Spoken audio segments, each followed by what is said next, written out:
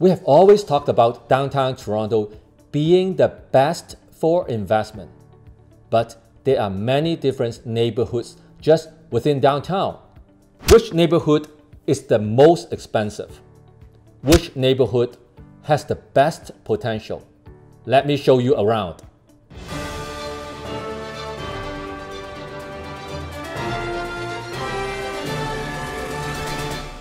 The core downtown area is bounded by Don Valley Parkway on the east, Bathurst on the west, the Bloor Street on the north, and the lake on the south. You can pretty much see where central downtown is just by the density. It is essentially defined by the subway. There are 6 key components that attract people and draw all demands into downtown Toronto. They are people magnets. Number 1, the financial district. This is the heart of not just Toronto, but Canada's finance and banking industry. That's the district with the highest density, where all the skyscrapers are. More than 200,000 people work in the financial district during the day. You see, there's really no space left.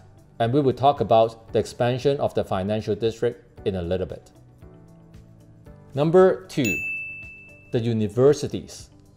The best university in Canada is right here in downtown, the University of Toronto. There are 63,000 students attending the St. George campus. And other 45,000 students are attending the Ryerson University. That's just the students. There are also a lot of people who work in the universities.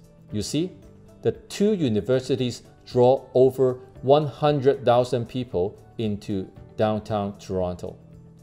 Number 3, the hospitals. Where's the best hospital in Canada? It is right here, the Toronto General Hospital. Best children's hospital? The Sick Kids. What about the best cancer research in Canada? Princess Margaret Hospital.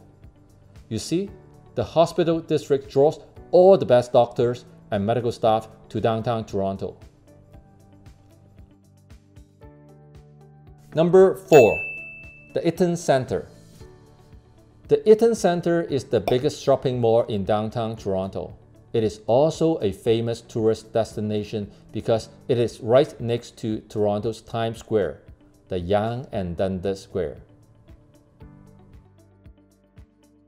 Number 5, the Entertainment District. This is where the CN Tower and the Rogers Centre are. You will find the best restaurants and bars in Toronto within this area. So it is an area full of fun and energy. The Tech District is just north of the Entertainment District, and that's where all the tech jobs are. Number 6, the waterfront. The waterfront is arguably the most beautiful area in downtown Toronto. Many people love to live by the water and are willing to pay high premiums to get a lakeview suite. So those are the 6 key components in downtown Toronto. Now, let's talk a little bit more about pricing.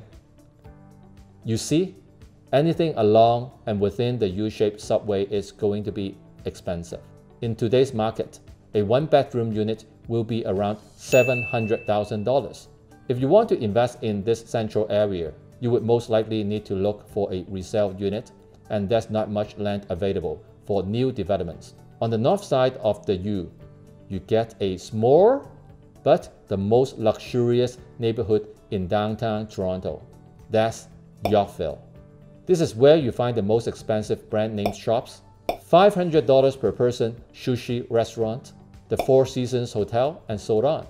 So that is also where you find $1 million 1-bedroom units. Zooming back out, the most modern neighborhood closest to the U is the Entertainment District. There were lots of new developments in this area over the past decade. You see, it is right next to the Financial District and the Tech District. So the value in this area has gone up to almost the same level as within the U. around $700,000 for a one-bedroom unit. New developments may still become available in this area, but they would be quite rare. If you move further west to the City Place, you will find one-bedroom units below $650,000. What about future potentials? The greatest growth potential in downtown Toronto in the next 10 to 20 years will be on the east side of downtown. And there are two areas I would recommend investing into. Number one, the South Financial Core.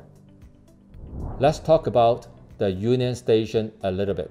It is a major railway and subway station. It also connects directly to the Pearson Airport. So it is a transportation hub into the financial district.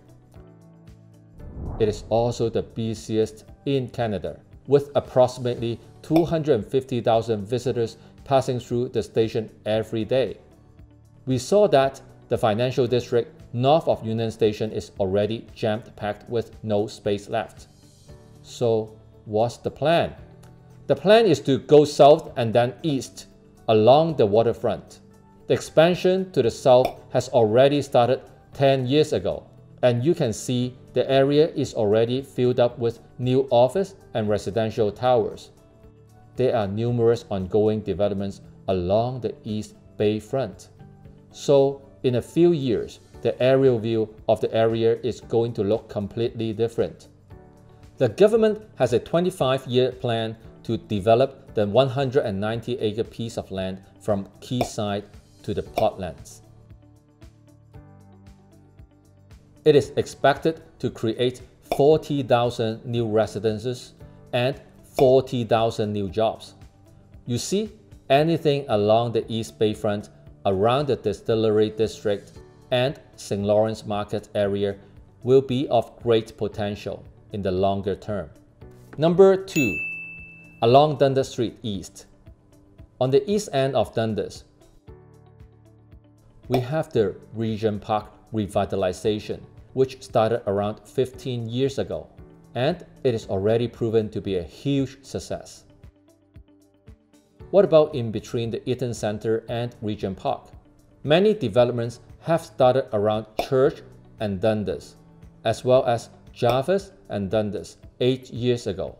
It is not hard to imagine the growth potential, as they are just 5 to 10 minutes walk away from the Eaton Centre.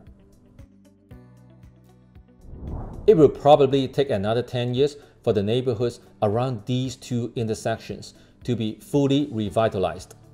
So I would consider any opportunities around those two areas to be good opportunities because they are the closest 2 blocks to Yonge and Dundas.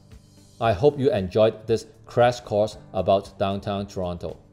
If you'd like to see more videos of this kind, comment below and subscribe and hit the bell for more.